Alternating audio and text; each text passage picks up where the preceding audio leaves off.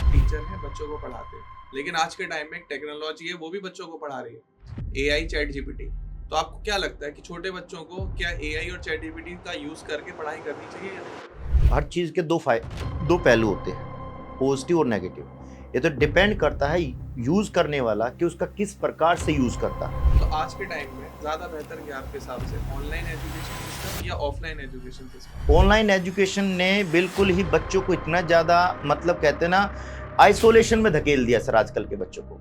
आपको ज़्यादा क्या लगता है कि एजुकेशन में किसका योगदान ज़्यादा है, एकेडमिक की जो कोचिंग सेंटर चला रहे हैं उनका, या जो कॉम्पिटिटिव एग्जाम की तैयारी करा रहे हैं उनका? एकेडमिक एजुकेशन में जब भी मैंने 10th पास करते हैं 12th पास करते हैं वो चीज़ हमारा मेन फोकस किस पे रहता है? हमारा मेन फोकस रहता है मार्क्स पे। कोई बच्चा किसी कॉम्पिटिटिव एग्जाम की तैयारी के लिए कोचिंग बेसिकली सिलेक्ट कर रहा हो तो वो किन बातों का ध्यान रखे? कौन इंस्टीट्यूट आपको एग्जाम ओरिएंटेड कंटेंट डिलीवर कर रहा है? क्या कॉमन पैटर्न रहता है उन सक्सेसफुल बच्चों में जो एग्जाम को क्रैक कर देते हैं, और वो क्या एक कॉमन पैटर्न है जो एग्जाम नहीं निकाल पाते, वो क्या बड़ी गलतियां करते हैं? हर बच्चा अपने आप में यूनिक चाइल्ड होता है। जो बच्चा एग्जाम निकालता है और जो बच्चा एग्जाम नहीं निकालता, उसमें मैंने एक ही कॉमन चीज़ देखी है सर। जब बच्चा करंट अफेयर्स पढ़ रहा हो और गवर्नमेंट जॉब की तैयारी कर रहा हो तो उसे किन मेन बातों का ध्यान रखना चाहिए? देखो, सबसे मेन जो होता है ना वो आपका रिवीजन होता है। भले ही आप जो करंट अफेयर वो एक ऐसी चीज़ है कि डेली हम नई चीज़ें पढ़ते रहते हैं। सर, आपके अकॉर्डिंग आज के टाइम में बच्चों को पहले अपनी ग्रेजुएशन कंप्लीट कर लेनी चाहिए, उसके बाद गोल बनाना चाहिए, या पढ़ाई करते हुए पहले से अपनी गोल ओरिएंटेड जॉब की तरफ फोकस रहना चाहिए? आप घर से निकलते कहीं जाने के लिए पहले आपके दिमाग में आपका डेस्टिनेशन होता है या ये होता है यार पहले घर से तो निकल देखें कहाँ जाएंगे। नमस्कार दोस्तों, स्वागत है आपका एक और नए पॉडकास्ट में। तो आज के जो हमारा पॉडकास्ट का पॉइंट है, जो टॉपिक है, वो है हमारे भारत की एजुकेशन सिस्टम। हमारे जितने भी बच्चे शिक्षा ले रहे हैं, एजुकेशन ले रहे हैं, क्या वो सही तरीके से ले रहे हैं या वो किसी गलत राह में जा रहे हैं? देश किस तरफ जा रहा है? भारत की शिक्षा पॉलिसीज में क्या चेंजेस होने चाहिए? जो हमारे इंस्टीट्यूट चल रहे हैं, कोचिंग सेंटर चल रहे हैं, वो क्यों चल रहे हैं? उनके चलने का उद्देश्य क्या है? क्या बच्चों को प्रॉपर स्कूल में पढ़ाई नहीं कराई जाती? गवर्नमेंट जॉब का क्या स्टेटस है? गवर्नमेंट किस तरीके से बच्चों को ट्रीट कर रही है? नए नए परीक्षा एग्जाम लाती रहती है, कभी पेपर आउट हो जाता है तो कभी परीक्षा रद्द हो जाती है, कभी रिजल्ट रद्द हो जाता है। तो बच्चे हमारे आज के टाइम में क्या सफर कर रहे हैं, ये एक पॉइंट रहेगा। दूसरा, जो शिक्षक हैं उनकी क्या प्रॉब्लम है? गवर्नमेंट उन्हें क्या सहायता कर रही है, उनके लिए क्या कर रही है? जितने भी हमारे प्राइवेट शिक्षा संस्थान चल रहे हैं, गवर्नमेंट उन्हें किस तरीके से सपोर्ट करती है? और सरकार और हमारा देश भारत की एजुकेशन सिस्टम में क्या रोल अदा कर रहा है, और आप लोगों को क्या करना चाहिए? ऑनलाइन स्टडी करनी चाहिए या ऑफलाइन करनी चाहिए? कोचिंग में जाके पढ़ना चाहिए या ऑनलाइन बैठ के 50 रुपए की क्लास लेके घर से ही कोर्स कर लेना चाहिए? उन सब टॉप मुद्दों पर हम डिस्कस करेंगे। अगर आपके मन में ये सवाल आता है कि मैं किस कॉम्पिटिटिव एग्जाम की तैयारी करूं, किसकी नहीं करूं, कहां से करूं, क्यों करूं, कब शुरू करूं, क्या कम फीस वाले इंस्टीट्यूट से करूं या ज्यादा फीस वाले इंस्टीट्यूट से करूं, ज्यादा फीस वाले इंस्टीट्यूट में क्या फैसिलिटीज मिलती हैं?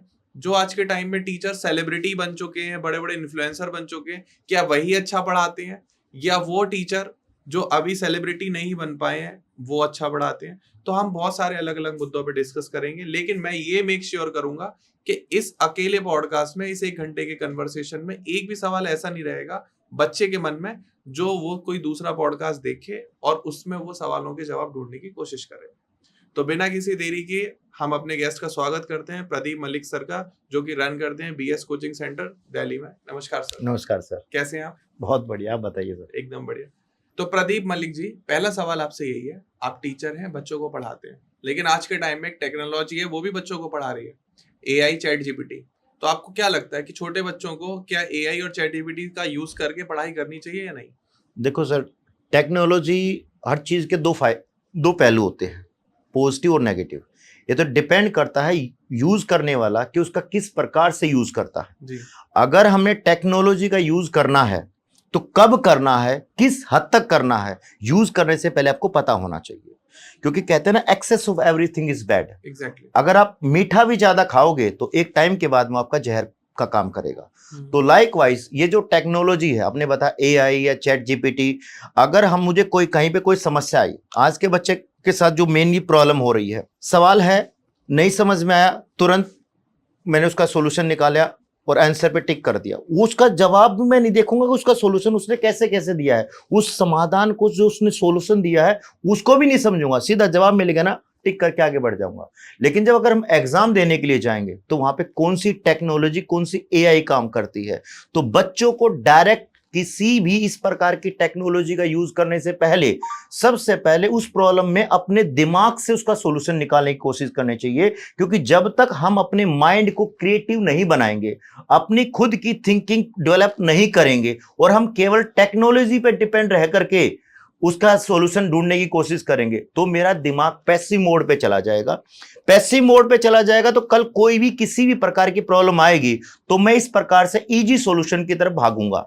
क्यों? क्योंकि मुझे लगेगा अगर कोई समस्या आएगी तुरंत मुझे जवाब मिल जाएगा। नहीं, और यही रीजन है आजकल के बच्चों के साथ सबसे बड़ी समस्या ये है कि वो छोटे छोटी प्रॉब्लम आने के बाद में भी वो बिल्कुल डिमोरलाइज हो जाते हैं, हतोत्साहित हो जाते हैं, इवन वो इरिटेट हो जाते हैं, बात तक नहीं करते, क्योंकि वो टेक्नोलॉजी पे इतने ज्यादा डिपेंड हो गए, उनको उसका यूज करने की उनकी ये नहीं पता कि किस हद तक यूज करना चाहिए। तो टेक्नोलॉजी का यूज करना भी अपने आप में एक टेक्नोलॉजी है। सही बात है। तो मैं सभी बच्चों से, सभी पेरेंट्स से यही कहना चाहूंगा कि टेक्नोलॉजी का यूज करो, लेकिन एक्सेस नहीं। किस हद तक यूज करना है, जब आपको पता चले यार इसका जवाब तो मुझे कहीं मिल ही नहीं रहा, इसका सॉल्यूशन तो मेरे पास है ही नहीं, मैंने अपने पेरेंट्स से भी खोज कर देख लिया, मैंने अपने टीचर से भी खोज के देख लिया, मैंने अपने दोस्तों से भी खोज के देख लिया, अब तो मुझे इसकी तरफ जाना ही पड़ेगा, तब हमें उसकी तरफ जाना चाहिए। अदरवाइज उससे पहले अपने दिमाग को इतना स्ट्रोंग बनाओ ताकि आपको उसका जवाब आपका दिमाग दे पाए, ना कि टेक्नोलॉजी के डिपेंड रहना चाहिए। बिल्कुल। तो आज के टाइम में ज्यादा बेहतर क्या आपके हिसाब से, ऑनलाइन एजुकेशन सिस्टम या ऑफलाइन एजुकेशन सिस्टम? सर इसका जवाब तो मैं क्या दे पाऊं, ये तो आज के दिन आप देख ही रहे हैं। ऑनलाइन एजुकेशन ने बिल्कुल ही बच्चों को इतना ज्यादा, मतलब कहते हैं ना, आइसोलेशन में धकेल दिया सर आजकल के बच्चों को। ऑनलाइन एजुकेशन में आज के दिन कोई भी बच्चा बात करना नहीं चाहता। रीजन, क्योंकि वो केवल ये है, ऑनलाइन एजुकेशन में अगर मैं देख रहा हूँ हाँ जी क्लास मास्टर पढ़ा रहा है, पढ़ाते पढ़ाते समय मास्टर जोक मार रहा है, वो जोक कर लिया, लेकिन इतनी देर में ऊपर से मेरा कोई नोटिफिकेशन आ गया, नोटिफिकेशन में आया, खोल करके देखा मेरे बाबू ने था ना था यहाँ, बच्चा उसमें चैटिंग में लगा रहता है।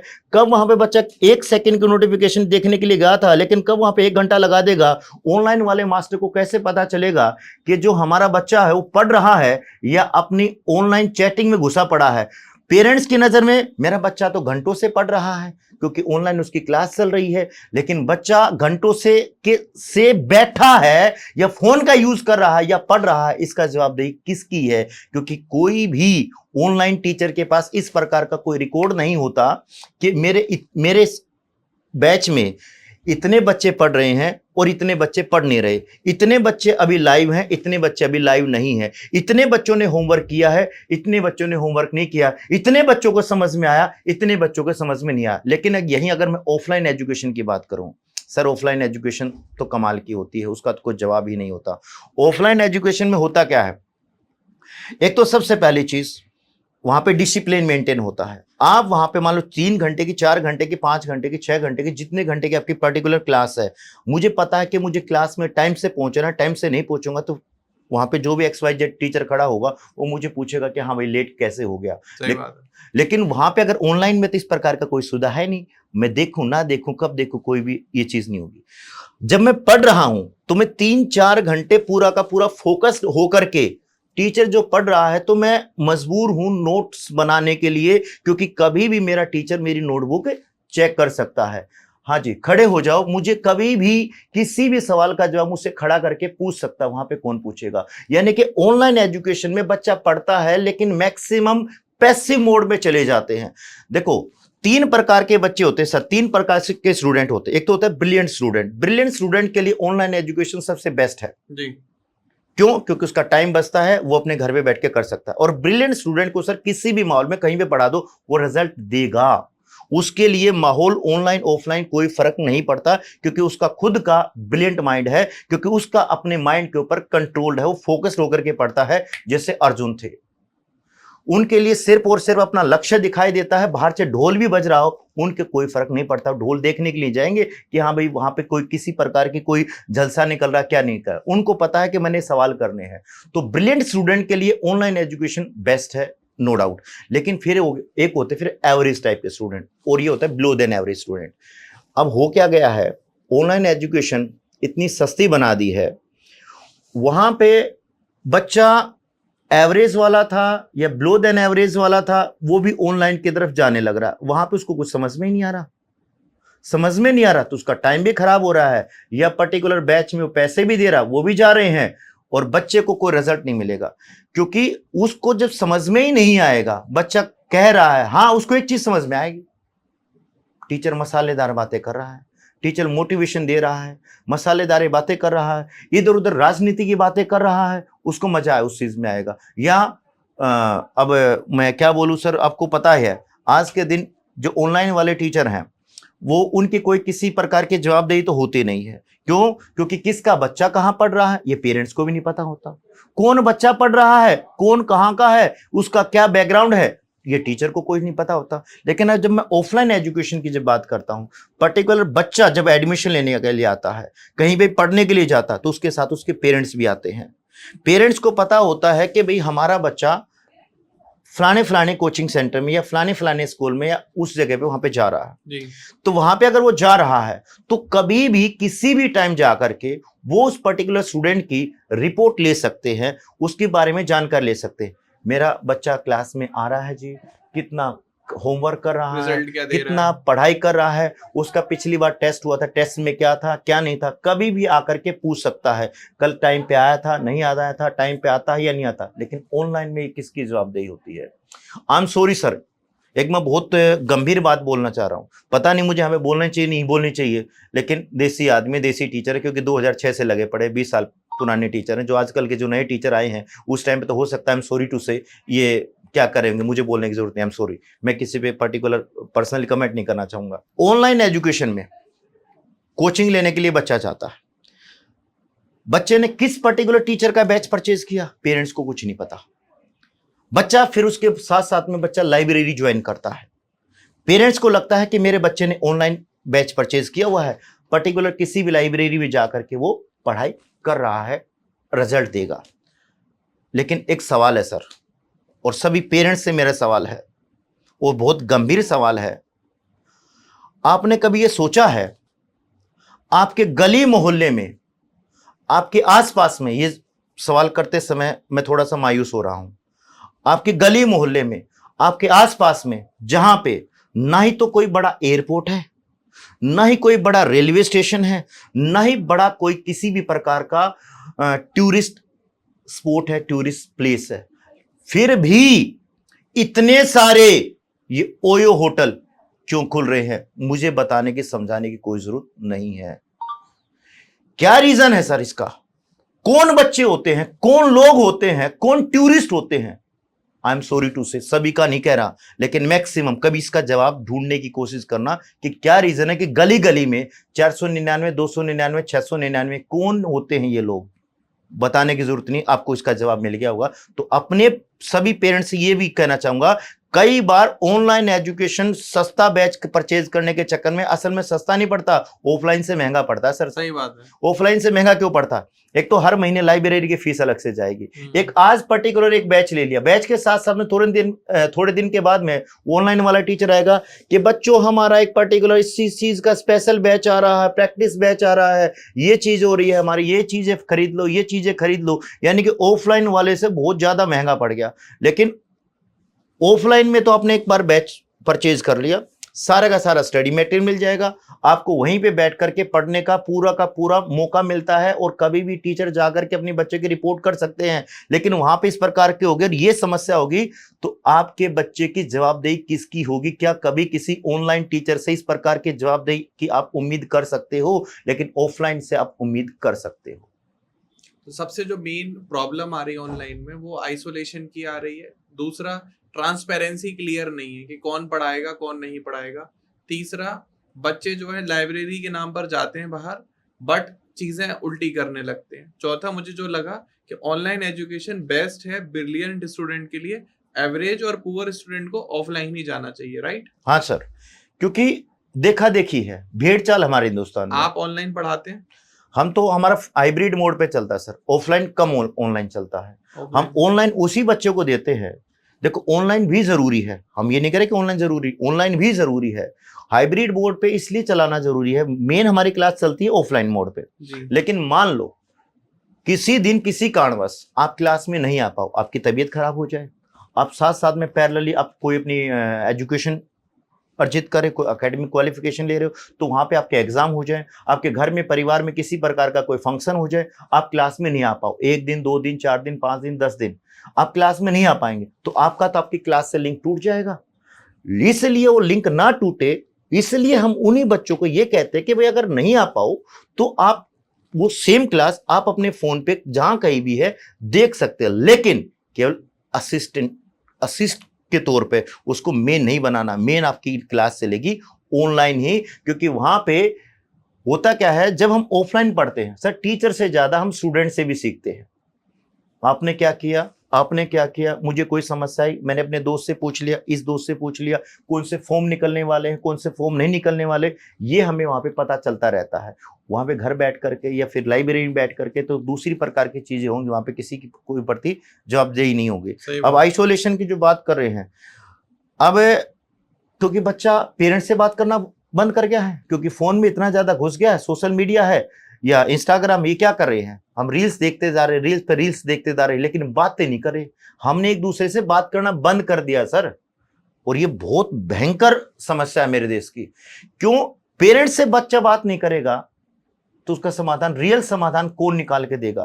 क्योंकि जब हम पेरेंट्स से बात करते हैं तो पेरेंट्स समस्या सुनते हैं और आपको उस समस्या से रिलेटेड उसका समाधान आपको बताएंगे, आपके लिए सही क्या है, गलत क्या है।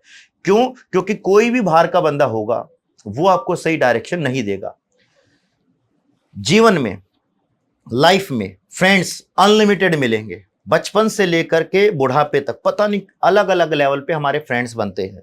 जब हम पैदा होते हैं हमारे गली आस पड़ोस के मित्र बनते हैं, जब हम थोड़े से और बड़े होते हैं स्कूल में जाकर के और बहुत सारे हमारे फ्रेंड्स बनते हैं। लाइकवाइज टीचर्स भी लाइफ में बहुत सारे मिलेंगे, लेकिन पेरेंट्स वो हैं जो लाइफ टाइम तक सेम रहते हैं। तो इसलिए हर बच्चे से यही गुजारिश करूंगा, अपने पेरेंट्स से बात करो, इतने ज्यादा आइसोलेशन में मत जाओ। यही तो रीजन है सुसाइड के केस बढ़ रहे हैं। बच्चे अपने पेरेंट्स से बात करना भूल गए हैं, बात तक नहीं करते, उनके साथ शेयर नहीं करते। बात नहीं करेंगे, शेयर नहीं करेंगे तो आपको समस्या का समाधान नहीं मिलेगा, और आपको छोटी सी समस्या बड़ा सा पहाड़ नजर आएगी, आप उसका समाधान नहीं कर पाओगे। तो फिर आप एक ही विकल्प करते हो, सोचते जो आजकल के स्टूडेंट मैक्सिमम अपना रहे हैं। तो एंजाइटी, स्ट्रेस, इस प्रकार के शब्द हमें पहले कभी सुनने को नहीं मिलते थे। ऐसी एजुकेशन सिस्टम में क्या बड़ी प्रॉब्लम है जो बच्चा स्कूल में वो पढ़ाई नहीं कर पाता और उसको सेम चीज पढ़ने के लिए कोचिंग सेंटर आना पड़ता है, और कोचिंग सेंटर का जो बिजनेस है वो इतना फूल फल रहा है। देखो सर, स्कूल ये तो हमारे एजुकेशन सिस्टम में चेंज करना पड़ेगा, बहुत जबरदस्त बदलाव करना पड़ेगा। आप ग्रेजुएशन की डिग्री लो, आप ग्रेजुएशन की पढ़ाई करो। मैं आप ही से एक सवाल करना चाहूंगा, आप भी काफी क्वालिफाइड हैं। जो आपकी ग्रेजुएशन की डिग्री में के दौरान जो आपने पढ़ाई करी, वो पढ़ाई ना ही तो आपको कोई गवर्नमेंट जॉब दिला सकती है, और केवल उस पढ़ाई के बेस पे ना ही कोई आपको प्राइवेट जॉब दिला सकती है।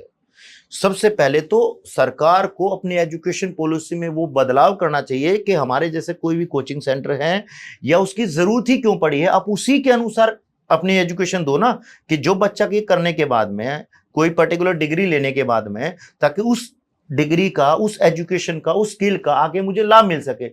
असाइनमेंट पे असाइनमेंट जमा करवाते रहते हैं, सेमेस्टर वाइज पेपर होते रहते हैं, लेकिन उस असाइनमेंट का, उस सेमेस्टर का, उन सेमेस्टर के एग्जाम का, उस एजुकेशन का मुझे ये बता दो कहाँ पे क्या सदुपयोग होता है। बच्चे का केवल टाइम खराब होता है। बच्चा ग्रेजुएशन करने के बाद में अब वो जाता है, यार बच्चे का पेरेंट्स को, मेरा बच्चा ग्रेजुएट होगा जी, मेरे बच्चे ने बीए कर ली जी, अच्छा बेटा एक काम कर, अब है ना कोई नौकरी ढूंढ ले।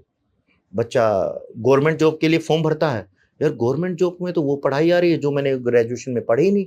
फिर कोई बात नहीं भाई, प्राइवेट नौकरी की तरफ जाएगा। प्राइवेट नौकरी की तरफ जब जाएगा तो उसे पूछा जाएगा, हाँ भाई नौकरी तो मिल जाएगी, ये बता आपको क्या आता है। क्योंकि कोई भी प्राइवेट कंपनी आपको नौकरी तब देगी जब आपकी उसकी रिक्वायरमेंट को आप फुलफिल करोगे। वहां पे जो काम होता है वो काम करना आपको आता होगा, वो आता नहीं है। नहीं सर मैंने पॉलिटिकल साइंस पढ़ा है, मैंने हिस्ट्री पढ़ा, पूछ लो सर मुझसे क्या होगा, मुगलों ने कब आए थे, कब नहीं आए थे, कितने साल तक राज किया था, अंग्रेजों ने कितने साल तक राज किया था, पहला गवर्नर जनरल कौन बना था, महात्मा गांधी ने कब असहयोग आंदोलन कर, ये सीखा सर, ये कहां पे काम आएगा सर।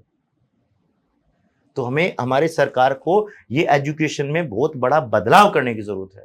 बिल्कुल। आजकल बच्चे क्या करते हैं, स्कूल से आते हैं, बस्ता अपना रखते हैं और सीधे ट्यूशन निकल लेते हैं खाना खाकर। और एक हो गई हमारी कॉम्पिटिटिव एग्जाम वाली तैयारी कि बच्चे ने पूरी ग्रेजुएशन कर ली, फिर कोई इंस्टीट्यूट ज्वाइन करा और वहां पे वो 1-2 साल तैयारी करके SSC, bank, PO, clerk, UPSC की तैयारी करके गवर्नमेंट जॉब हासिल करता है। आपको ज्यादा क्या लगता है कि एजुकेशन में किसका योगदान ज्यादा है, एकेडमिक की जो कोचिंग सेंटर चला रहे हैं उनका, या जो कॉम्पिटिटिव एग्जाम की तैयारी करा रहे हैं उनका? तो देखो सर, ऐसा एकेडमिक एजुकेशन में जब भी मैंने 10th पास करते हैं, 12th पास करते हैं, वो चीज़ हमारा मेन फोकस किस पे रहता है? हमारा मेन फोकस रहता है मार्क्स पे। और एकेडमिक जो एजुकेशन जो देते हैं, चाहे प्राइवेट स्कूल वाले हैं, चाहे गवर्नमेंट स्कूल वाले हैं, या इवन जो ट्यूशन सेंटर चलाते हैं, उनका भी मेरे बच्चे को इतने यहाँ पे 99.9% वाले बच्चे निकल के, यानी कि दे फोकस्ड ऑन मार्क्स। लेकिन जब मैं कॉम्पिटिटिव एग्जाम की जब मैं बात करता हूँ, हमने वहाँ पे मार्क्स में नहीं फोकस करना है, हमने वहाँ पे पढ़ाई करनी है अपनी जॉब लेने के लिए। मार्क्स फोकस नहीं, जॉब ओरिएंटेड पढ़ाई करनी पड़ेगी। तो जो मैंने 10th क्लास तक जो मैंने पढ़ाई करी है कॉम्पिटिटिव एग्जाम में, वो 10th क्लास तक का ही आपका मैथ्स आता है। तो हमने केवल उसी मैथ्स को, उसी जो चीजें मैंने 10th क्लास तक पढ़ी थी, 11th 12th या ग्रेजुएशन के बाद मैं भूल गया हूं। या मैथ्स को लेकर के ऑटोमेटिक बच्चों के अंदर एक डर है, एक फोबिया नाम का होता है, हाय मैथ्स हो गया, समस्या हो गई। क्योंकि कॉम्पिटिटिव एग्जाम में, अगर मैं किसी भी कॉम्पिटिटिव एग्जाम की बात करूं, 70 to 80% जो स्टूडेंट होते हैं वो आर्ट्स बैकग्राउंड के होते हैं सर। आर्ट्स बैकग्राउंड के स्टूडेंट में जो सबसे ज्यादा जो फोबिया होता है वो मैथ्स को लेकर के होता है, क्योंकि उन्होंने 11th 12th में वो साइंस या कॉमर्स स्ट्रीम इसलिए चूज नहीं करते या इसलिए नहीं ले पाते क्योंकि उसको मैथ्स सबसे बड़ी प्रॉब्लम होती है। और कॉम्पिटिटिव एग्जाम क्लियर करने के लिए, गवर्नमेंट जॉब लेने के लिए मैथ्स का होना कंपलसरी होता है। वही आप पढ़ाते हैं? वही हम पढ़ाते हैं। तो जो आपने 7 to 10th आपने पढ़ाई की है वही आता है। तो मैथ्स एक फोबिया नहीं है, उसको ध्यान से करोगे तो आराम से आसान चीजें हैं। क्योंकि जब आप 7th क्लास में, 8th क्लास में, 9th क्लास में या 10th क्लास में थे, या आज आप इस जिस लेवल पे हो, तो आपके माइंड का लेवल सेम तो नहीं है। आज आपके माइंड का लेवल पहले के अपेक्षा काफी डेवलप हो चुका है। तो इसका मतलब जो चीजें आपको पहले डर लगती थी, आज वो चीजें करने में आपको आसान लगेगी। तो लाइक वाइज मैथ्स है, चीजें आपने ऑलरेडी की हुई है, जब पास होकर के आए ना, करके आए हैं ना, पास होकर के करके आए हैं, बस उसी को एक अलग माइंडसेट, एक अलग एटीट्यूड के साथ करना है। पहले टारगेट था यार बस एक बार पास हो जाऊं, बाद में जाए चीजें, लेकिन नहीं, अब क्या एटीट्यूड है, अब क्या माइंडसेट है, नौकरी लेनी है, और वो नौकरी लेनी है जो मेरी 3 जनरेशन को सिक्योर करेगी। तो इसलिए थोड़ा सा फिर आपका ऑटोमेटिक उसमें डेडिकेशन बढ़ता भी है। चीजें आसान है, मुश्किल कुछ भी नहीं है। तो दोनों चीजें अलग अलग लेवल पे काम करती हैं। एकेडमिक एग्जाम वालों का फोकस होता है मार्क्स का, और हमारा फोकस होता है आपको नौकरी दिलाने का। यानी कि आपको जब रोजगार मिल जाएगा, जो चीज आपको रोजगार दिलाएंगी, तो आप खुद सोच लो कि कौन सी बेटर है। ज्यादा इंपॉर्टेंट क्या है, रिजल्ट का अच्छा आना, मार्क्स का अच्छा आना, या स्किलफुल होना? सर ये बताओ, अब मेन जरूरी क्या है, मेरे मार्क्स अच्छे आए या मेरे पास रोजगार आ गया? रोजगार ज्यादा इंपॉर्टेंट। रोजगार ज्यादा इंपॉर्टेंट है।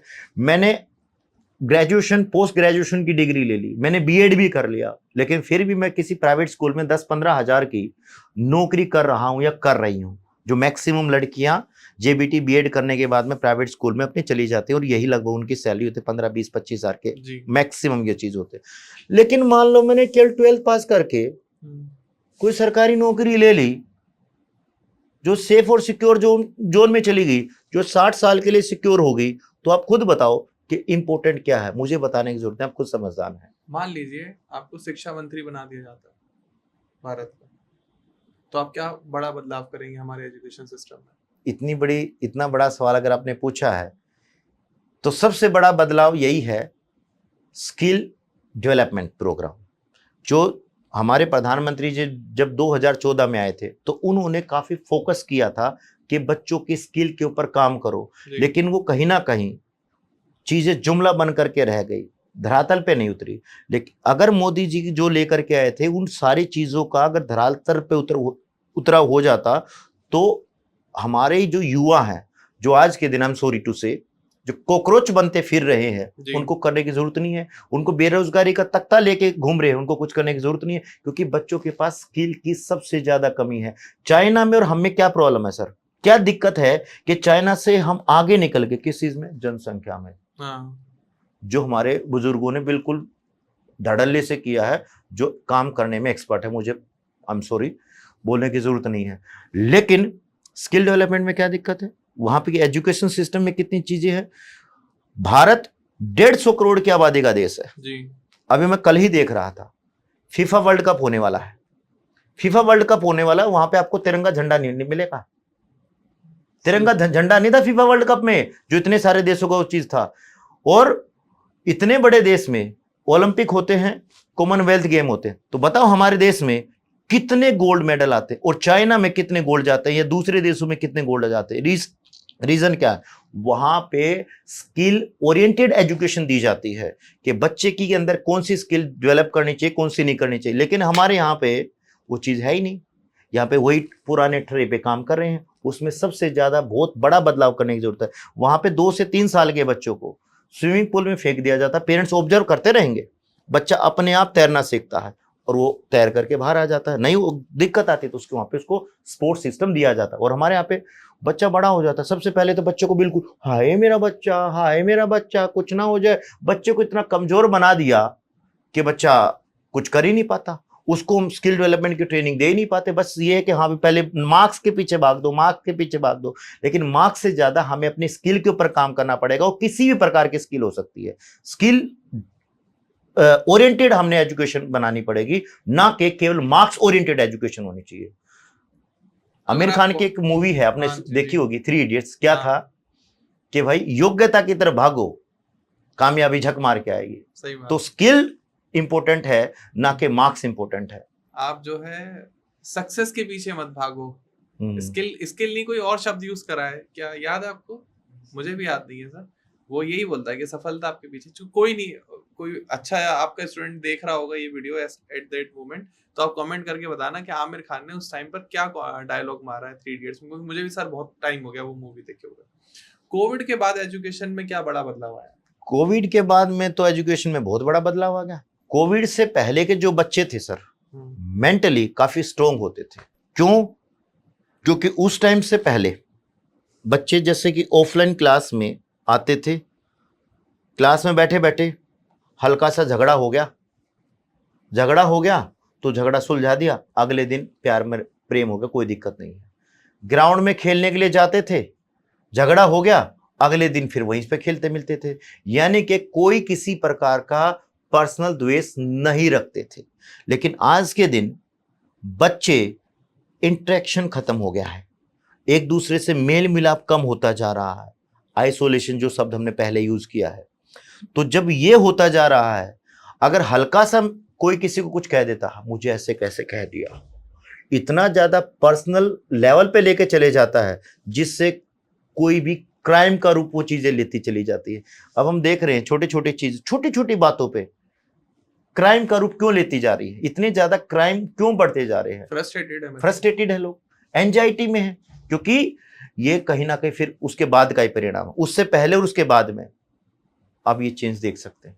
जब कोई बच्चा किसी कॉम्पिटिटिव एग्जाम की तैयारी के लिए कोचिंग इंस्टीट्यूट सिलेक्ट कर रहा हो, तो वो किन बातों का ध्यान रखे? सबसे पहले ये देखो कि कौन इंस्टीट्यूट आपको एग्जाम ओरिएंटेड कंटेंट डिलीवर कर रहा है। क्योंकि जहां पे भी अगर मैं जा रहा हूं, वहां का समझ में तो आ रहा है लेकिन एग्जाम ओरिएंटेड नहीं है, तो सबसे पहले हमने उसके कंटेंट को देखना पड़ेगा। कहीं पे भी एडमिशन लेने से पहले सबसे पहले उस पर अंधा विश्वास मत करो कि नहीं इस मास्टर का नाम बहुत सुना है, ये बहुत हीरो मास्टर है। जैसे कि आजकल के जो सेलिब्रिटी टीचर बन चुके हैं, ये सेलिब्रिटी टीचर है, लेकिन वो सेलिब्रिटी टीचर की तरफ नहीं, हमने बड़े नाम की तरफ नहीं, हमने एग्जाम ओरिएंटेड कंटेंट जो टीचर पढ़ाता है, हमें उस कंटेंट पे ध्यान देना चाहिए। नंबर 2, उसका पढ़ाया हुआ कितने लेवल तक मुझे समझ में आता है।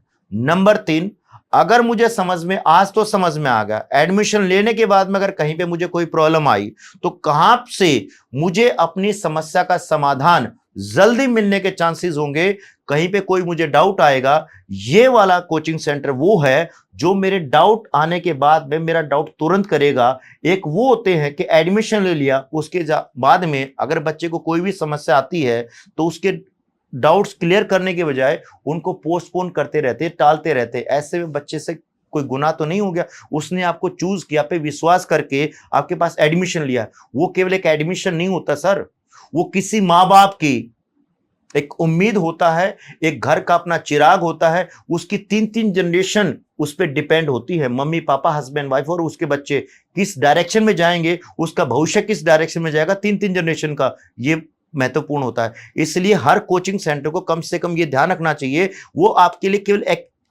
केवल एक एडमिशन हो सकता है, लेकिन किसी परिवार के लिए वो पूरी की पूरी उम्मीद है।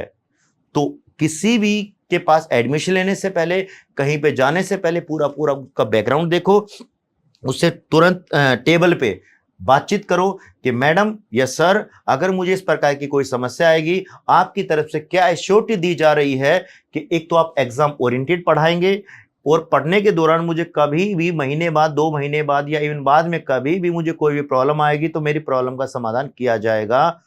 ये सारी चीजों का ध्यान रखेंगे। और उसके बाद में जब मेरा कोर्स पूरा हो जाएगा तो मॉक टेस्ट लगाने पड़ते हैं। मॉक टेस्ट की सुविधा के लिए फिर मुझे क्या दूसरे की तरफ जाना पड़ेगा, या आप ही उस समस्या का समाधान करोगे? या क्लास अटेंड करने के बाद में मुझे घर पे सेल्फ स्टडी करनी पड़ेगी, या कोई लाइब्रेरी ज्वाइन करनी पड़ेगी, या आपके पास ऐसी कोई सुविधा उपलब्ध है कि अगर क्लास खत्म होने के बाद में मैं यहीं पे बैठ करके अपना होमवर्क और रिविजन करके जाऊं, और कोई डाउट आए तो तुरंत मैं आपसे यही के यहीं पूछ लूं? तो ये सारी सुविधाएं होनी चाहिए, और बीएस कोचिंग सेंटर में ये सारी सुविधाएं हम बच्चे को देते हैं। 3 से 4 से 5 घंटे क्लास के बाद में बच्चे को हम यहीं पे बैठ करके होमवर्क और रिवीजन करने के लिए बोलते हैं कि भाई आपको घर पे जाने के पढ़ने की कोई जरूरत नहीं है, क्योंकि मान लो तू घर पे जाके पढ़ भी रहा है मेरे भाई, और वहां पे अगर आपको कहीं पे कोई दिक्कत आ गई, कोई समस्या आ गई, वहां पे आपकी समस्या का समाधान करने वाला कौन है? लेकिन यहीं पे बात करके आप पढ़ोगे, कोई भी डाउट आएगा तो डाउट दूर करने के लिए 2 से 3 टीचर की टीम, ध्रुव सर 2 से 3 टीचर की टीम हमारे पास हमेशा अवेलेबल रहती है। किसी भी पर्टिकुलर बच्चे को किसी भी प्रकार का कोई भी डाउट आए, उसका डाउट दूर करने के लिए तुरंत उसका डाउट दूर किया जाता है। तो ये बच्चों को विशेष ध्यान देना चाहिए। आप 20 साल से ऑलरेडी पढ़ा रहे हो, और आपने इतना हजारों बच्चे देखे होंगे जिन्होंने कॉम्पिटिटिव एग्जाम निकाला।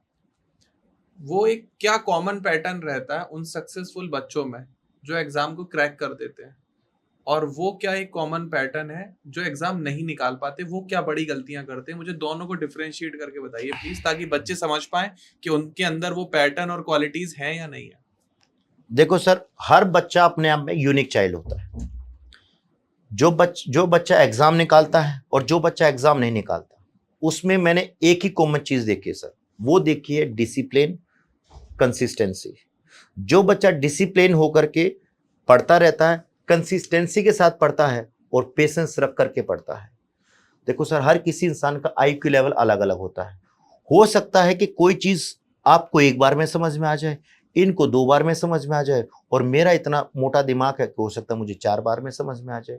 लेकिन अगर मैंने ठान लिया, मैंने समझना है, ध्रुव सर का दिमाग बेशक से ध्रुव सर की जो बेसिक एजुकेशन है मुझसे बेहतर रही है, तो उनको एक बार में समझ में आ जाएगा, क्योंकि उनका बेसिक मुझसे ज्यादा स्ट्रॉन्ग है। मेरा बेसिक कमजोर है, क्योंकि मेरी जो पढ़ाई रही है वो गाँव से रही है और सरकारी स्कूल से रही है, तो फिर मेरे थोड़े सा समझ में आएगा। लेकिन मैंने ठान लिया है, मैंने करना है। पहले की गलती अगर की है, अब वो सुधर नहीं सकती, ऐसा नहीं हो सकता। अब भी सुधर सकता है अगर आप चाहो तो। बच्चों के साथ समस्या क्या होती है, बच्चे कई बार डिमोरलाइज हो जाते हैं, पेशेंस नहीं होते। यार ध्रुव सर तो इतना बढ़िया कर रहे हैं, मुझसे नहीं हो पा रहा, तो ये ध्रुव सर ही नौकरी ले जाएंगे, मेरी तो लगेगी नहीं। तो बच्चे डिमोरलाइज हो जाते, इस प्रकार के जो कंपटीशन देख करके घबरा जाते हैं। नहीं भाई, घबराना नहीं है। ये ध्रुव सर का जो भी आज लेवल है वो एक दिन में तो बना नहीं है, तो उसी प्रकार से आपका लेवल भी बनने में टाइम लगेगा। और आजकल के बच्चे वो टाइम नहीं दे पाते, क्योंकि 15 सेकंड की रील देखते देखते उनकी आदत भी तुरंत होगी इंस्टेंट रिजल्ट लेने की। तो मेरे दोस्तों, मेरे भाइयों, एक तो सबसे पहले धैर्य रखना सीखो, अपने ऊपर विश्वास रखना सीखो। अगर आप एक सही डायरेक्शन में मेहनत कर रहे हो, डिसिप्लिन के साथ मेहनत कर रहे हो, कंसिस्टेंसी के साथ मेहनत कर रहे हो, तो रिजल्ट ना मिले ऐसा नहीं हो सकता। मैंने अपनी लाइफ में सर आज तक एक भी ऐसा बच्चा नहीं देखा है जो कंसिस्टेंसी के साथ मेहनत कर रहा है, डिसिप्लिन के साथ पढ़ाई कर रहा है और वो सफल नहीं हुआ है। ऐसा तो हो सकता है कि किसी की नौकरी 2-4-6 महीने पहले लग जाए और किसी की 2-4-6 महीने बाद लग जाए। लेकिन अगर मान लो मैंने ज्वाइन तो किया था ध्रुव सर के साथ, ध्रुव सर तो आज भी लगे पड़े हैं, लेकिन मैंने देखा यार मेरा काम तो नहीं बनेगा, और मैं फिर अपना फील्ड चेंज कर लेता हूं, मैं अपना डायरेक्शन चेंज कर लेता हूं, तो बताओ कहां से चांस बनेंगे? अगर मैं रेस में दौड़ रहा हूं तो मेरे चांस हैं सफल होने के, लेकिन मैंने वो रेस में दौड़ना ही बंद कर दिया, मैंने अपना ट्रैक ही चेंज कर दिया, तो मेरे जीतने के कोई भी चांस नहीं रहे। बिल्कुल सही बात है। प्रदीप सर, आपके अकॉर्डिंग आज के टाइम में बच्चों को पहले अपनी ग्रेजुएशन कंप्लीट कर लेनी चाहिए, उसके बाद गोल बनाना चाहिए, या पढ़ाई करते हुए पहले से अपनी गोल ओरिएंटेड जॉब की तरफ फोकस रहना चाहिए? अब एक बात बताओ मुझे, आपको कहीं जाना है, आप घर से निकलते कहीं जाने के लिए, तो आप घर से निकलते कहीं जाने के लिए पहले आपके दिमाग में आपका डेस्टिनेशन होता है, या ये होता है यार पहले घर से तो निकल, देखिए कहां जाएंगे? ऑब्वियस है डेस्टिनेशन। डेस्टिनेशन। तो लाइकवाइज जब तक मेरी लाइफ में एक पर्टिकुलर गोल नहीं होगा, तो उसी के अनुसार मैं एजुकेशन नहीं ले पाऊंगा, क्योंकि जब आपका डेस्टिनेशन होगा उसी के अनुसार आप अपना रोड मैप बनाएंगे, उसी के अनुसार आप अपना ट्रैफिक का जो साधन है वो अपनाएंगे, उसी के अनुसार आप चलोगे। तो लाइकवाइज आपको केवल एजुकेशन के पीछे ना भाग करके सबसे पहले लाइफ में होना चाहिए गोल, क्योंकि जैसी गोल होगा उसी के अनुसार आप पढ़ाई करोगे, तभी तो आप सक्सेस होगे। मान लो भाई मुझे बनना है डॉक्टर, लेकिन ये ख्याल आया मैंने ग्रेजुएशन करने के बाद में, लेकिन ये ख्याल मुझे स्टार्टिंग में आएगा तभी तो जाकर के 7th 8th क्लास से ही मैं नीट के एग्जाम की तैयारी करूंगा, और तभी जाकर के 12वीं क्लास के बाद में उसका एग्जाम दे पाऊंगा, उसी के अनुसार मैं अपनी पढ़ाई करूंगा, तभी तो हो पाएगा। मुझे करना है जेईई करना, मुझे आईआईटी करना है, तो उसी के अनुसार फिर मैं अपने स्ट्रीम चूज करूंगा और उसी के अनुसार फिर मैं पढ़ाई करूंगा, तभी जाकर के मैं आईआईटीएन बन पाऊंगा। मुझे तो सरकारी नौकरी लेनी है, एक हमारे मित्र थे कि जी मलिक साहब एक मेरी नौकरी लगवा दो, चाहे चपरासी की लगवा दो। तो मुझे अगर सरकारी नौकरी लेनी है तो सरकारी नौकरी के अनुसार फिर मुझे पढ़ाई करनी पड़ेगी। आजकल बच्चे ग्रेजुएशन की डिग्री करने के बाद में, डिग्री लेने के बाद में कई बार मेरे पास आते हैं कि सर मेरी ग्रेजुएशन की डिग्री होगी, अब मुझे सरकारी नौकरी लेनी है। अगर आपका टारगेट सरकारी नौकरी ही है तो आपको रेगुलर कॉलेज में जाने की जरूरत क्या है? सही बात है, ओपन से कर लो, क्योंकि डिग्री होती है, चाहे रेगुलर कॉलेज की हो या आपकी ओपन की हो, वैल्यू सेम होती है। इंटरव्यू में इसकी कोई वैल्यू होती है? हाँ, आपको नहीं, ये प्राइवेट जॉब में तो मैटर करती है, लेकिन अगर आपका टारगेट सरकारी नौकरी है, सरकारी नौकरी में आपकी डिग्री जो काम आती है केवल फॉर्म भरने के लिए काम आती है कि हाँ भाई अगर आप ग्रेजुएट हो तो ये पर्टिकुलर फॉर्म अप्लाई करने के लिए आप एलिजिबल हो।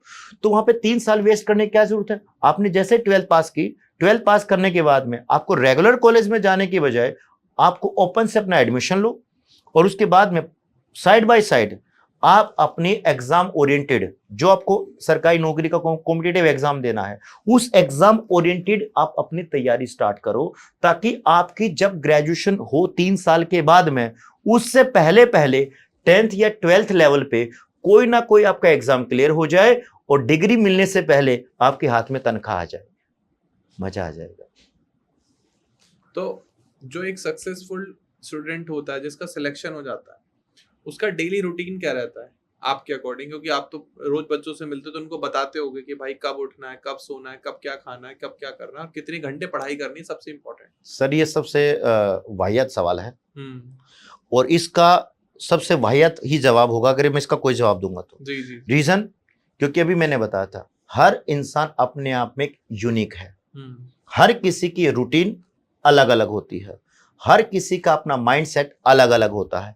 मेरी रूटीन के अनुसार आप कैसे चल सकते हो, आप मेरे माइंडसेट के अनुसार आप कैसे चल सकते हो? आपको अपनी रूटीन अपने हिसाब से सेट करनी है।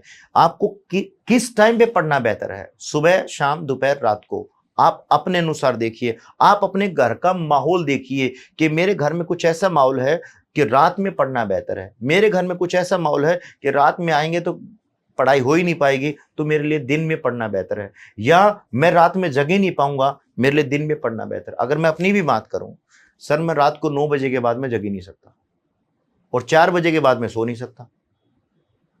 रात को 9 बजे के बाद में जग नहीं सकता, 4 बजे के बाद में सो नहीं सकता, ये मेरा रूटीन है। तो हर इंसान का अपना अलग अलग रूटीन होता है। मतलब आप अपने नहीं, आप अपने अनुसार देखिए, लेकिन इतना जरूर पढ़ना है जिससे मेरा एग्जाम क्लियर हो जाए। एग्जाम ओरिएंटेड पढ़ाई जरूर करनी है, ये नहीं कि यार वहां पे तो हमने देखा था, हमने अपने अनुसार पढ़ना है, मेरे पास तो पढ़ना नहीं, पढ़ना जरूर है। 6 से 7 घंटे आपको पढ़ने ही पढ़ने हैं, लेकिन वो कब निकलेंगे, कौन से बेहतर होंगे, ये आपको डिसाइड करना है। सीटिंग कैपेसिटी तो आपको बनानी है, अपने अनुसार पढ़ने का मतलब है इतने घंटे पढ़ना, वो इतने घंटे कौन से निकालोगे आप डिसाइड करोगे, लेकिन पढ़ना ही पड़ेगा। जब की तैयारी कर रहे होते हो तो ज्यादा इंपॉर्टेंट क्या होता है, एकेडमिक्स को स्ट्रॉन्ग करना या फिर कम्युनिकेशन स्किल पे भी फोकस्ड करना? नहीं, एकेडमिक पे सर, कम्युनिकेशन स्किल काम करती है। अगर आप जैसे कोई प्राइवेट नौकरी की तरफ आप जाते हो, वहाँ पे आपके कम्युनिकेशन स्किल काम करते हैं। जैसे अगर आप एयर होस्टेस बनना चाहते हो, इस प्रकार के, आप कॉल सेंटर में जाना चाहते हैं तो वहाँ पे कम्युनिकेशन स्किल में इंटरव्यूज रहते हैं। नहीं, गवर्नमेंट जॉब में इंटरव्यू मोदी आने के बाद में कहाँ है सर? केवल यूपीएससी को छोड़ करके गवर्नमेंट जॉब में इंटरव्यू खत्म कर दिए हैं। यूपीएससी में इंटरव्यू होते हैं, इसके अलावा मोदी सरकार आने के बाद में इंटरव्यू खत्म कर दिए हैं। क्योंकि इसलिए तो कहते हैं, बेशक से लोग मोदी को गाली दें, वही बात एक अलग है, लेकिन मोदी ने, हम ये नहीं कहते करप्शन बिल्कुल खत्म कर दिया, वो तो असंभव है सर, अभी असंभव है, लेकिन काफी हद तक कम कर दिया। क्योंकि गवर्नमेंट जॉब में पहले इंटरव्यू होते थे, इंटरव्यू में भी डायरेक्ट मुलाकात होती थी, टेबल के नीचे से क्या होता है वो वहीं पे होता था, लेकिन अब इंटरव्यू तो होता ही नहीं है। तो आपको एग्जाम ओरिएंटेड पढ़ाई करनी है। सबसे पहले आपको फोकस करना कि मुझे एग्जाम पास करना है, और आजकल एग्जाम पास करना है, एग्जाम के साथ साथ में आपको अपनी रिटन स्किल पे काम करना। आजकल के बच्चों की राइटिंग स्किल खत्म हो गई सर। अगर वो कुछ भी लिखते हैं, व्हाट्सएप लैंग्वेज बात में लिखते हैं, इंग्लिश का यूज करते हैं, ना तो हिंदी ना इंग्लिश है।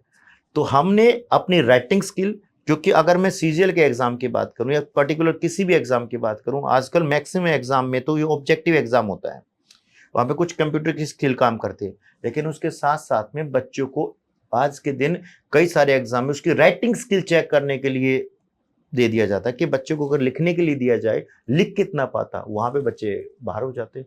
तो बच्चों को अपने राइटिंग स्किल पे भी काम करना चाहिए, और कम्युनिकेशन तो सर हर किसी का होना ही चाहिए। लेकिन प्रायोरिटी की जब बात करती है, सरकारी नौकरी अगर आप लेना चाहते हैं तो कम्युनिकेशन तो होना चाहिए, क्योंकि कम्युनिकेशन आपकी पर्सनैलिटी का पार्ट है, हम उसको डिनाई नहीं कर सकते।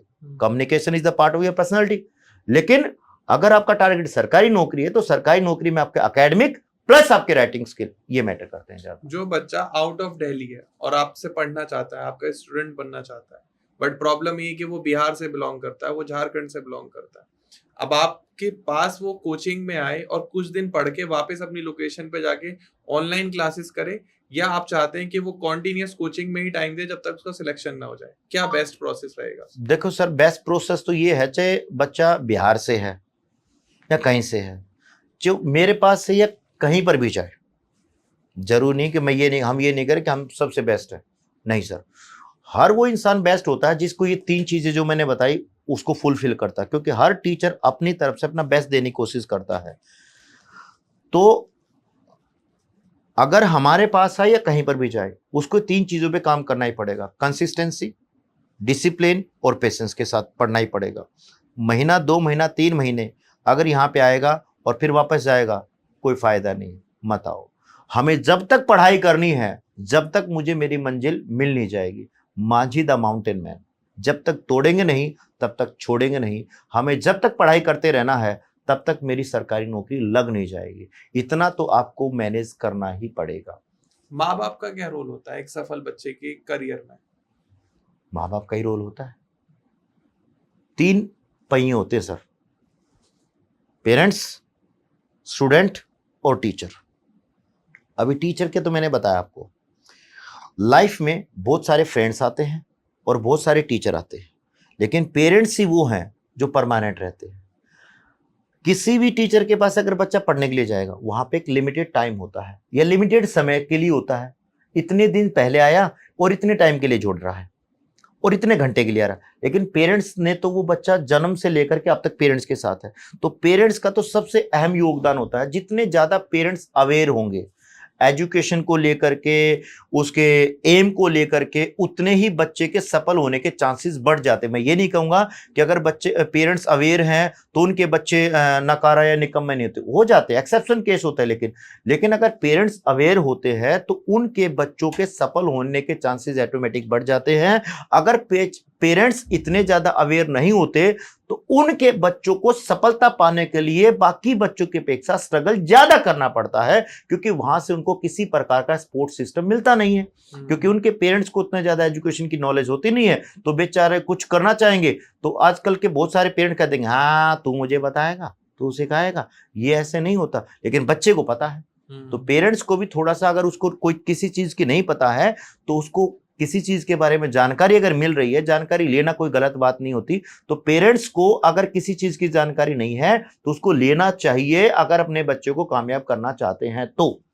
अगर बच्चा मेंटल ट्रॉमा से गुजर रहा है, उसको एंजाइटी हो रही है, डिप्रेशन हो रहा है, एक बार में उसका एग्जाम क्रैक नहीं हुआ, 2 बार में क्रैक नहीं हुआ, तो वो अपनी मेंटल हेल्थ का कैसे ध्यान रखे और उसके गार्जियन जो है वो उसका ध्यान कैसे रखे? आपने थॉमस एडिसन का नाम सुना सर? बल्ब बनाया था। आज हम यहाँ पे पॉडकास्ट कर रहे हैं, एक बंद कमरे में पॉडकास्ट कर रहे हैं और इतने उजाले में, इतनी रोशनी में कर रहे हैं। ये उन्हीं की देन है ना। बिल्कुल। वो हजारों बार अनसक्सेस हुए थे, तो एक बार ऐसे ही आप जैसे किसी सज्जन ने उनसे पूछ लिया, यार थॉमस इतने साल से लगा पड़ा है और इतने बार तू असफल हो लिया है, तेरे से अब तक नहीं हुआ है, तो आगे कैसे होगा? तो उनका बड़ा शानदार सुंदर जवाब था कि आपको कैसे पता कि मैं इतने बार, इतने हजार बार असफल हुआ हूं? नहीं, मैंने इतने बार, इतने हजार बार वो तरीके निकाले हैं जिन तरीकों से बल्ब नहीं बन सकता। तो मुझे अपने माइंड में पॉजिटिव एनर्जी डालनी पड़ेगी। ये समस्या क्यों हो रही है? क्योंकि आजकल बच्चों ने टेक्स्ट बुक पढ़ना बंद कर दिया है, केवल रील्स के माध्यम से देखते हैं। सर ये हमारा जो फोन है ना, ये हमारे दिमाग को पढ़ता है। आपके दिमाग में क्या चल रहा है उसी प्रकार के रील्स आपके सामने आएंगे। आपके दिमाग में अगर सुसाइड चल रहा है तो उसी प्रकार की रील आएंगे। आपके दिमाग में एंजाइटी फील करे उसी प्रकार के आएंगे। आपके दिमाग में स्ट्रेस फील करे उसी प्रकार के आएंगे। नहीं, जैसा यहाँ पे डालोगे उसी प्रकार का रिजल्ट यहाँ पे मिलेगा। उस टाइम पे मुझे यहाँ पे पॉजिटिव एनर्जी डालने की जरूरत है, और उसके लिए मैं बच्चों से सजेस्ट करूंगा, इसका सहारा लेने की बजाय बेटा कोई ना कोई आप अपने पास पॉजिटिव किताब रखो, जो अगर आप इसी प्रकार की कभी एंजाइटी फील करो या नेगेटिविटी फील करो, वो बुक आपके दिमाग में ऊर्जा देने का काम करे और आपका दिमाग तुरंत एनर्जेटिक होकर के उसके ऊपर समाधान निकाले। टॉप 5 बुक्स बताइए जो बच्चों को कॉम्पिटिटिव एग्जाम की तैयारी करने वक्त जरूर पढ़नी चाहिए। देखो सर, फिर वही चीज है, ये तो डिपेंड करता है, हर बच्चा यूनिक है। हर बच्चा यूनिक है। आपका सजेशन क्या है कि ये 5 किताबें तो पढ़ना जरूर? सर मैं 5 में का ही नाम लूंगा, क्योंकि हमें इतना नहीं पढ़ना, हमें इतना पढ़ना लेकिन बढ़िया पढ़ना है। यू कैन विन, जीत आपकी। शिव खेड़ा जी की इस किताब से बेहतर मैं किसी किताब को मानता ही नहीं। एज ए टीचर आपका आइडियल कौन है? एज ए टीचर मेरा आइडियल कौन है? टीचर के परिप्रेक्ष्य में बात कर रहे हैं? बिल्कुल सर देखो, मेरी लाइफ में बहुत सारे टीचर आए और एक नहीं कई सारे टीचर मेरे आइडियल हैं। आज जो मैं यहाँ पे बैठा हूँ, सबसे पहले अगर आप बात करोगे मेरे आइडियल हैं, ये भादुगढ़ में हैं हमारे जितेंद्र सर हैं, वो मेरे रोल मॉडल हैं, क्योंकि वही मुझे इस लाइन में, इस फील्ड में लेकर के आए। नहीं तो तब तक, जब तक मैं उनसे मिला नहीं था तब तक तो मुझे पता भी नहीं था कि हाँ टीचर भी एक प्रोफेशन होता है या ये भी काम हो सकता है। तो सबसे पहले जो रोल मॉडल हैं मेरे लाइफ में ये हैं। उससे पहले अगर हम पूरे अपने एजुकेशन बैकग्राउंड की बात करें, एकेडमिक एजुकेशन की बैकग्राउंड की बात करें, तो जब हम 8-9 स्टैंडर्ड में थे तो वहाँ पे हमारे एक टीचर थे सतबीर मलिक, जो हमारे गांव में पढ़ाते थे। तो वो हमें इंग्लिश पढ़ाते थे, वो बहुत ज़बरदस्त थे। उनके पढ़ाए हुए ग्रामर के रूल आज भी दिमाग में सेट है और वही रूल मैं आज भी क्लास में पढ़ाता हूँ। और एक है मैथ्स के जो हमारे टीचर थे वो थे हंसराज सर, वो ज़बरदस्त टीचर थे। तो ये 3 टीचर मेरी लाइफ में सबसे ज़्यादा अहम योगदान है इनका। प्रदीप सर, स्टूडेंट्स को, टीचर्स को और पेरेंट्स को अगर आपको एक मैसेज देना चाहें तो वो क्या होगा? स्टूडेंट को, टीचर को और पेरेंट्स को एक मैसेज ये देना चाहेंगे, पेरेंट्स को अपने बच्चे पे भरोसा करना सीखना चाहिए और अपने बच्चे की कामयाबी में आपका सबसे अहम योगदान है। अगर आपको किसी चीज़ की जानकारी नहीं है तो जानकारी लेने के लिए आपको भी अवेयर होना पड़ेगा, क्योंकि आप अपने बच्चे से चाहते हैं रिजल्ट लेना और आपको आता नहीं है। तो सबसे पहले आपको उस चीज़ की जानकारी होनी चाहिए और उसी के अनुसार अपने बच्चे को उसमें सपोर्ट करनी चाहिए। ठीक। बच्चे को ये होना चाहिए कि बच्चे को अपने माँ बाप को रोल मॉडल मान करके ये देखना चाहिए कि मुझे अपने माँ बाप की दिशा और दशा को एक अलग लेवल पे लेके जाना है। जिस लेवल पे आज मेरे पेरेंट्स खड़े हैं, मुझे अपने पेरेंट्स से एक अगले स्टेप पे जाना है, क्योंकि आपके ऊपर आपके पेरेंट्स तभी गर्व करेंगे, तब आप उनसे एक स्टेप आगे जाएंगे, कहेंगे कि हाँ भाई ये देखो ये मेरा बच्चा है, मेरा बच्चा मुझसे आगे निकल गया। और टीचर के लिए यही है कि टीचर के लिए ये टारगेट होना चाहिए कि अगर मैंने कोई भी स्टूडेंट मेरे पास आ रहा है तो उसका तो हर टारगेट, वैसे तो मैक्सिमम टीचर का यही होता है सर, मेरे पास से जो भी आए वो कामयाब होकर के जाए। तो उसमें कहीं ना कोई दिक्कत है तो बच्चों से बात करो, उनसे इंटरेक्ट होने की कोशिश करो और बच्चों को रिजल्ट ओरिएंटेड पढ़ाई पढ़ाओ। उनके पढ़ने से ही, रिजल्ट ओरिएंटेड पढ़ाई करने से ही वो कामयाब होंगे, तभी जाकर के अपनी मंजिल को प्राप्त होंगे। लक्ष्यदार बातें टीचर को कम करनी चाहिए, क्योंकि आजकल हम देख रहे हैं मैक्सिमम टीचर लक्ष्यदार बातें बहुत ज्यादा करते हैं, रिजल्ट ओरिएंटेड पढ़ाई कम करते हैं। तो रिजल्ट ओरिएंटेड कंटेंट पे फोकस करना चाहिए, लक्ष्यदार बातें कम करें, बच्चों को सच्चा आईना दिखाएं, ना कि वो ये देखें कि बच्चे तुम्हारी चापलूसी करें। बच्चों को चापलूस नहीं बनाना है, हमने बच्चों को सच्चाई दिखानी है, सच्चाई बतानी कि बेटा आपके लिए सही क्या है या गलत क्या है। हम बच्चे को इस तरफ नहीं, हमें पता होना चाहिए भाई यहाँ पे जाएगा तो यहाँ पे आप गड्ढों में गिरोगे, नहीं गड्ढे में नहीं गिरोगे, अगर वो गिर भी गए तो कोई दिन वहां पे घास से कुछ नहीं होगा। बताना पड़ता है सही बात, बच्चे को समझाना पड़ता है। तो मैं लक्ष्यदार बात बताने के बजाय बच्चे को रियल लाइफ के बारे में उसको अवेयर करना चाहिए। आने वाले 10 सालों में एजुकेशन सिस्टम में क्या बहुत बड़ा बदलाव आएगा? अब आने वाले 10 साल में क्या आएगा ये तो डिपेंड करता है सरकार किस प्रकार की नीति लेकर के आती है। सरकार को चाहिए skill oriented, result oriented, game oriented बच्चों को पढ़ाई करना। एक तो आप कहते हो कि भारत दुनिया का सबसे युवा देश है, सबसे युवा देश है, तो उस युवा को हमने यूज करना है। आज के दिन मैक्सिमम हमारा युवा यूज होने के बजाय मिस यूज हो रहा है सर, तभी तो हम कॉकरोच बन रहे हैं, तभी तो हम इंस्टाग्राम पे जा रहे हैं। लेकिन अगर उसी युवा को मैंने स्टार्टिंग से उसी डायरेक्शन में डाल दिया होता तो मेरे युवा को ये कॉकरोच ये बनने की जरूरत नहीं पड़ती। तो हमें स्किल ओरिएंटेड काम करना पड़ेगा, रिजल्ट ओरिएंटेड पढ़ाई करनी पड़ेगी। अगर कोई मेरा बच्चा स्पोर्ट्स में जाना चाहता है तो उसी के अनुसार स्पोर्ट्स की उसको पर्टिकुलर ट्रेनिंग देनी पड़ेगी, तभी जाकर के मेरा देश विश्व गुरु बनेगा। खाली भाषणों से विश्व गुरु नहीं बनेगा। क्या आपको लगता है कि जो टीचर्स आज के टाइम में सेलिब्रिटी टीचर बन गए हैं, उनको अपनी ऑनलाइन क्लासेस की वीडियोस में पॉलिटिक्स की बातें करनी चाहिए? देखो सर, अगर मैं सरकारी कर्मचारी बनना चाह रहा हूं या आप भी एक सरकारी कर्मचारी हो, तो एक सरकारी कर्मचारी को किसी भी पर्टिकुलर पार्टी विशेष के प्रति बायस होना चाहिए या नहीं होना चाहिए? आप जवाब दो इसका। बिल्कुल नहीं होना चाहिए। रीजन, क्योंकि अगर मैं एक सरकारी कर्मचारी हूं और किसी भी पर्टिकुलर पार्टी के प्रति बायस हूं, तो आज एक बीसी पार्टी की सरकार है, कल XYZ पार्टी की सरकार आएगी, मुझे वो पसंद नहीं है तो पसंद नहीं है। और कोई भी सरकार है सर, इट में भी एनी पॉलिटिकल पार्टी की सरकार आती है, हर सरकार कोई ना कोई पब्लिक वेलफेयर की स्कीम लेकर के आती है जी।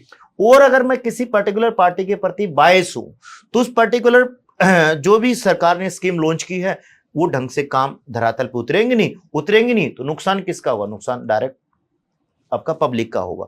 इसलिए हमें कभी भी बच्चों को किसी भी सरकार के प्रति जहर नहीं घोलना चाहिए। हमें बच्चों को सही और गलत बताना चाहिए कि बेटा आपको पर्टिकुलर सब्जेक्ट की नॉलेज होनी चाहिए, आपको पॉलिटिक्स की नॉलेज होनी चाहिए कि अगर कोई भी चीजें हो रही है, मान लो महंगाई बढ़ रही है या महंगाई कम हो रही है, तेल के भाव बढ़ रहे हैं, तेल के भाव कम हो रहे हैं, या ये चीजें हो रही हैं, तो इसके पीछे सही रीजन क्या है और यहाँ पे क्या होना चाहिए, यहाँ पे इनसे क्या गलती हुई है। क्योंकि कोई भी पॉलिटिकल पार्टी है सर, कोई भी मेरे देश की पॉलिटिकल पार्टी है, 100% कोई सही नहीं है, 100% कोई गलत नहीं है। इसलिए कभी भी किसी भी बच्चे को किसी भी पॉलिटिकल पार्टी के प्रति ना ही तो हमने ईर्ष्या की भाव रखनी चाहिए, ना ही हमें प्रेम की भावना रखनी चाहिए। हम एजुकेटेड हैं, हमें नेशन फर्स्ट यानी कि राष्ट्र सर्वप्रथम, यानी कि जो हमें काम दे दिया और जो हमारे लिए बेहतर है हमें वो करना चाहिए। हमें कभी भी किसी भी पॉलिटिकल पार्टी के एजेंडे में नहीं फंसना चाहिए, मेरा तो ये मानना है। आपको बहुत ही एक वर्ड में आंसर देना है, एजुकेशन ऑनलाइन लेनी चाहिए या ऑफलाइन लेनी चाहिए? ऑफलाइन। मार्क्स ज्यादा इंपॉर्टेंट है या स्किल? AI या ट्रेडिशनल लर्निंग? बोथ। टीचर या टेक्नोलॉजी? बोथ। डिसिप्लिन या मोटिवेशन? डिसिप्लिन, नॉलेज या डिग्री, नॉलेज, पेरेंट्स या teacher, both. As a teacher, अगर आप टीचर ना होते और स्टूडेंट होते आज के टाइम में और कॉम्पिटिटिव एग्जाम की तैयारी कर रहे होते, तो कम समय में गवर्नमेंट जॉब हासिल करने के लिए आप क्या करते? मेरा ये लास्ट क्वेश्चन। सर मैं तो आज भी स्टूडेंट ही हूँ, और हर इंसान लाइफ टाइम तक स्टूडेंट होता है, और एक स्टूडेंट बने रहना सबसे बड़ी बात होती है और सबसे अच्छी बात होती है। क्यों? क्योंकि उसका माइंड फ्रेश रहता है जी। और ना ही मैं कभी बूढ़ा होना चाहता। मैं हमेशा जवान हूँ, जवान ही रहना चाहता हूँ, और वो एक स्टूडेंट ही रह सकता है। अब बात करें कि आप क्या करते सर, इसके लिए वही चीज़, डिसिप्लिन, कंसिस्टेंसी और धैर्य, और पीछे की असफलता से उसको असफलता ना मान करके ये सीखना चाहिए कहाँ पे क्या कमी रह गई थी, ताकि आगे वो कमी ना हो। अभी एक मेरे किसी फ्रेंड ने मुझे बताया था, अमिताभ बच्चन आज अमिताभ बच्चन क्यों हैं? क्योंकि उन्होंने एक बार अपने इंटरव्यू में बताया था कि वो अपनी हर मूवी को 200 बार देखते हैं। क्यों? वो ये देखते हैं कि पर्टिकुलर कोई डायलॉग मैंने बोला था तो उसको और कैसे बेहतर तरीके से बोला जा सकता है। इसलिए हमें ये देखना है कि कहाँ पे क्या कमी रह गई और उस कमी को सुधार करना है, आगे बढ़ना है। आज के दिन समस्या क्या हो रही है, मैं आप में कमी निकालूं ये बेहतर है, या मैं अपने अंदर कमी ढूंढ करके उनको सुधारूं, कौन सा बेहतर है? ऑब्वियस अपनी कमी सुधारना। लेकिन इसके लिए कोई तैयारी नहीं है, क्योंकि हम हमेशा दूसरे को ब्लेम करने के उसमें तो आगे रहते हैं, हम अपनी कमी ढूंढते नहीं है। जिस दिन हमने अपने अंदर कमी ढूंढना स्टार्ट कर दिया, और अगर कोई मेरी बुराई कर रहा है और हमने उसका धन्यवाद करना सीख लिया, क्योंकि उसके लिए मैंने क्या कहा, एनर्जेटिक माइंड होना चाहिए, पॉजिटिव माइंड होना चाहिए, तभी जाकर के संभव हो। क्योंकि कमजोर लोगों का ये काम नहीं है, और कमजोर लोगों के लिए सरकारी नौकरी भी नहीं है, क्योंकि सरकारी नौकरी या कोई भी सफलता, सर आपको पता स्ट्रगल है, स्ट्रगल के लिए आपको फाइटर बनना पड़ेगा, और फाइटर हर तरीके से तैयार होता है। तो आप जब तक अपनी कमियों को ढूंढेंगे नहीं, जब तक अपनी कमियों को जानेंगे नहीं, और तब तक उनमें सुधार करोगे नहीं, तो वही बने रहोगे जहां पे आप हो। क्योंकि कभी मेरे गुरु ने बताया था कि अगर मैंने उतना ही किया जितना आपने आज तक किया है, तो हमें उतना ही मिलेगा जितना आज तक मिला है। ऑब्वियस। दोस्तों, हम आपको इंट्रोडक्शन कराते हैं हरीश जी के साथ। ये हमारे बीएस कोचिंग सेंटर में करंट अफेयर्स पढ़ाते हैं बच्चों को, और उनको काफी अच्छी जानकारी है आज के टाइम में देश में क्या चल रहा है। तो उससे रिलेटेड हरीश जी आपसे एक दो सवाल पूछना चाहिए। जैसे कि कॉकरोच जनता पार्टी का गठन हुआ अभी, सीजेपी, आपको क्या लगता है इसका भविष्य क्या है आपके हिसाब से? जितने भी जुड़ने वाले यूथ है, सारे के सारे वो यूथ है जो कि अपनी स्किल पे काम नहीं कर रहे हैं। यानी कि उन्हें ये लगता है कि जैसे हमारे चीफ जस्टिस जो है सूर्यकांत जी, उन्होंने इस पे एक कमेंट किया था, उसी की वजह से जो है इस पार्टी का जन्म हुआ है। यानी कि वो अपनी स्किल पे ना काम करके उस चीज़ को अपोज कर रहे हैं, भाई हम कॉकरोच है, हम कॉकरोच है। लेकिन वहाँ पे बात तो हुई थी सिर्फ सीजीआई की, लेकिन अब ये सरकार के खिलाफ आवाज़ उठा रहे हैं, अलग अलग पॉलिटिकल जो मुद्दे हैं उनको उठा रहे हैं। तो मेरे हिसाब से ये ज़्यादा लंबे टिकने वाले नहीं है। जब बच्चा करंट अफेयर्स पढ़ रहा हो और गवर्नमेंट जॉब की तैयारी कर रहा हो, तो उसे किन मेन बातों का ध्यान रखना चाहिए? देखो, सबसे मेन जो होता है ना, वो आपका रिवीजन होता है। भले ही आप जो करंट अफेयर वो एक ऐसी चीज़ है कि डेली हम नई चीज़ें पढ़ते रहते हैं, लेकिन अगर हम पुरानी चीज़ों को रिवाइज नहीं करते हैं तो वो हमारे लिए घातक होता है। क्योंकि करंट अफेयर की बात करें तो आपके एग्जाम में जो करंट अफेयर आती है वो लगभग 6 महीने से लेकर 1 साल पुरानी तक आपसे वो पूछ लेता है। तो अगर आप टाइम टू टाइम उसको रिवाइज नहीं करोगे तो आपकी नई current affair, daily current affair पढ़ने का कोई फायदा नहीं होगा। एग्जाम वाले दिन आपको ये लगेगा ये मैंने पढ़ा तो था, लेकिन इस ऑप्शन में से मैं चूज किसको करूं, तो वहां पे आप बड़े कंफ्यूज हो जाओगे। करंट अफेयर पढ़ने के लिए सबसे बेहतर सोर्स क्या है आपके अकॉर्डिंग? देखो, सबसे बेहतर जो सोर्स होते हैं, आपको एक ऑथेंटिक सोर्स आपको देखना चाहिए।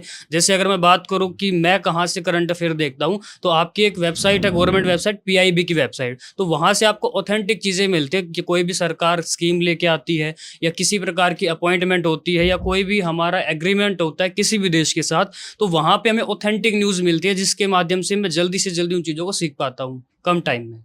करंट अफेयर के नोट्स बनाने चाहिए या नहीं बनाने चाहिए? बिल्कुल करंट अफेयर के नोट्स बनाने चाहिए, क्योंकि जिस दिन आपका एग्जाम है उससे एक दिन पहले आपको 6 महीने की करंट अफेयर रिवाइज करनी है। अगर वो चीज़ें एक जगह पे होगी नहीं तो आप उनको नहीं कर पाओगे। तो नोट्स बनाने बेहद आवश्यक है सर। न्यूज़पेपर पे ज्यादा फोकस करें या न्यूज चैनल पर? नहीं, न्यूज़ चैनल पे तो आप कर ही नहीं सकते, क्योंकि न्यूज़ चैनल जो है वो आपको ऐसी खबरें दिखाते हैं जो आपके एग्जाम ओरिएंटेड होती नहीं है। जी। हाँ, न्यूज़पेपर को आप फोकस कर सकते हो, लेकिन क्लास से बेहतरीन आपको, क्योंकि क्लास में जो टीचर पढ़ाता है ऑलरेडी वो हर चीज़ को देख के ही पढ़ाता है, यानी कि आपके न्यूज़पेपर को पढ़ने का काम टीचर पहले ही कर चुका है, तो आप केवल टीचर पे भरोसा रखिए। न्यूज़पेपर आपके काम इतना नहीं आएगा। हाँ, अगर आप यूपीएससी लेवल का पढ़ रहे हो तो उसके लिए न्यूज़पेपर पढ़ना बहुत जरूरी है। बच्चे सबसे बड़ी गलती क्या करते हैं जीएस और करंट अफेयर की तैयारी करते हो? सबसे बड़ी गलती ये होती है, रिवीजन नहीं करते। कोई चीज़ उन्होंने एक बार पढ़ ली है, उसको बार बार रिवाइज करना जरूरी होता है। बच्चे नया तो पढ़ते रहते हैं लेकिन पीछे का रिवाइज नहीं करते, लेकिन जब एग्जाम में जाते तब उनको ये लगता है मैंने पढ़ा तो था, अब मैं इसका जवाब कैसे दूं, मुझे आता नहीं। वो वहाँ पे कंफ्यूज हो जाते हैं, होपलेस हो जाते हैं। तो रिवीजन जो है वो मेन होता है इसके अंदर। जब बच्चा कॉम्पिटिटिव एग्जाम की तैयारी कर रहा हो तो कौन से एग्जाम को इंपॉर्टेंस ज्यादा दे करंट अफेयर की, जहां पर करंट अफेयर की बहुत ज्यादा वेटेज है और वैल्यू है? देखो, अगर आज की बात करें तो जितने भी आपके एसएससी के एग्जाम है या जितने भी रेलवे के एग्जाम है या वनडे कॉम्पिटिटिव एग्जाम है, करंट अफेयर और स्टैटिक जीके की जो वेटेज है लगभग 40 से लेके 50% होती है। तो सभी एग्जाम के लिए करंट अफेयर और स्टैटिक काफी इंपॉर्टेंट हुए। उसी के लिए आपको उन पे ज्यादा से ज्यादा आपको फोकस करना चाहिए। बहुत बहुत शुक्रिया, आपने जितनी आसानी से ये आंसर दिया और फटाफट आंसर दिए, मुझे लगता है कि एक बहुत शानदार पॉडकास्ट हमारा करंट अफेयर पे हो सकता है जी, और हम बिल्कुल टॉपिक वाइज चल सकते हैं तो कि आपको भी बहुत बहुत थैंक यू ध्रुव किस सर, आप तरह- मुझे इनवाइट करने के लिए इस पॉडकास्ट अरे में, और नहीं। सर का भी बहुत बहुत थैंक यू। प्रदीप जी बहुत बहुत शुभकामनाएं आपको और आपके बच्चों को जो कॉम्पिटिटिव एग्जाम की तैयारी कर रहे हैं।